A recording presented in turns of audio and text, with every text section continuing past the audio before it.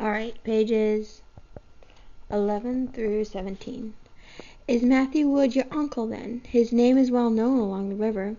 Yes, but I have never seen him, nor my aunt either.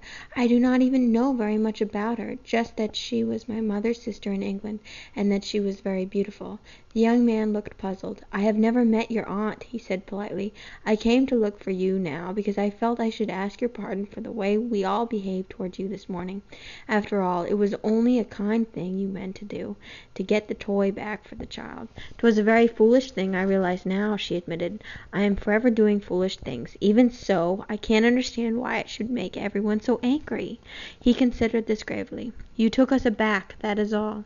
We were all sure you would drown before our eyes. It was astonishing to see your swimming. But can't you swim? He flushed. I cannot swim a stroke, nor could anyone else on that ship, I warrant, except Nat, who was born on the water. Where in England could they have taught you a thing like that? Not England. I was born on Barbados. Barbados, he stared. The heathen island in the West Indies. 'Tis no heathen island. 'Tis as civilized as England, with a famous town and fine streets and shops. My grandfather was one of the first plantation owners with a grant from the king. You are not a Puritan, then? Puritan? You mean a Roundhead? One of those traitors who murdered King Charles? A spark of protest flashed across his mild grey eyes. He started to speak, then thought better of it, and asked gently, You are going to stay here in Connecticut? Under his serious gaze, Kit was suddenly uneasy. She had had enough questioning. Do you live in Wethersfield yourself? She turned the tables. The young man shook his head. My home is in Saybrook, but I am going to Wethersfield to study under the Reverend Bulkley. In another year I hope to be ready to take a church of my own. A clergyman! She might have guessed it. His very smile had a touch of solemnness, but even as she thought it, she was surprised by the humour that quirked his fine, straight lips. I mistrust you will be surprised to the good people of Wethersfield, he said mildly. What will they make of you, I wonder? Kit started. Had he guessed? There was no one who could possibly have told him. She had kept her secret even from the captain's wife. Before she could ask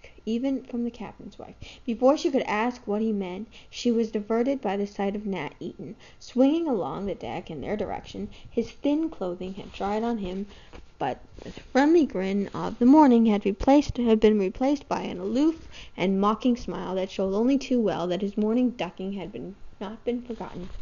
My father sent me to find you, Mistress Taylor. One couldn't have guessed by his tone that he had ever addressed her before. Since my mother has left the ship, he thinks it is best that you eat at board with Goodwife Crupp and her family. Kit wrinkled up her nose. Ugh, she exclaimed, that sour face of hers will curdle my food. Nat laughed shortly. 'Tis certain she expects you will curdle hers, he answered. She has been insisting to my father that you are a witch. She says no respectable woman could keep afloat in the water like that. How dare she? Kit flared, indignant at such a tone as the dread word he uttered so carelessly. Don't you know about the witch trials? Nat's eyes deliberately taunted her. 'Tis a sure test.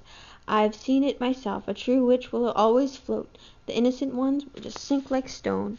He was obviously paying her back for the morning's humiliation, but she was surprised to see that John Holbrook was not at all amused. His solemn young face was even more grave than before. That is not a thing to be laughed at, he said. Is the woman serious, Nat? Nat shrugged. She'd worked up quite a gale, he admitted, but my father had smoothed her down. He knows Barbados. He explained that the sea is always warm, and that even the respectable people sometimes swim in it. All the same, Mistress Catherine, he added, with a quizzical look, now that you're here in Connecticut, I'd advise you forget that you ever learned. No danger, Kit shuddered. I wouldn't go near your freezing river again for the world. She had made them both laugh, but underneath her nonchalance, Kit felt uneasy. In spite of his mocking tone, Nat had unmistakably warned her, just as she knew that John Holbrook had been about to warn her. There was something strange about this country of America, something that They all seemed to share and understand, and she did not. She was only partially reassured that when John said, with another of those surprising flashes of gentle humor, "I shall sit with you at supper, if I may, just to make sure that no one's food gets curdled." It took 9 days for Dolphin to make the 43-mile voyage from Saybrook to Wethersfield, as though the ship would be bewitched. From the moment they left Saybrook, everything went wrong. With the narrowing of the river and the fresh sea breeze dropped behind, and by sunset it died away altogether. The sails sagged limp and soundless, and the Dolphin rolled sickeningly in midstream. On 1 or 2 evenings a temporary breeze raised their hopes and sent the ship ahead a few miles, only to die away again. In the morning Kit could scarcely tell that they had moved. The dense brown forest on either side never seemed to vary, and ahead there was only a new bend in the river to tantalize her. "How can you understand it?" she fumed to a red-headed sailor who was taking advantage of the windless hours to give the carved Dolphin at the prow a fresh coat of paint. "Doesn't the wind ever blow on the river?" "Mighty seldom, ma'am," he responded with indifferent good humor. "You get used to it. We'll spend most of the summer waiting for a breeze, going or coming." "How often do you go up this river?" "Every few weeks. Make a run, say to Boston or New Orleans, fill up the hold, and then back to Hartford." She could see why Mr. Seton chose to stay at home in Saybrook. "Does it always take as long as this?" "Call this long?" the sailor replied, swinging far out to daub the curving tail of the Dolphin. "Why, ma'am, I've known it to take as many days to get from here to Hartford as to go all the way to Jamaica, but I'm not in no hurry. The Dolphin's home to me, and I'm satisfied, wind or no wind." Kit was ready to fly to pieces with frustration. How could she eke out the patience that had been scarcely enough to see her through a few remaining hours?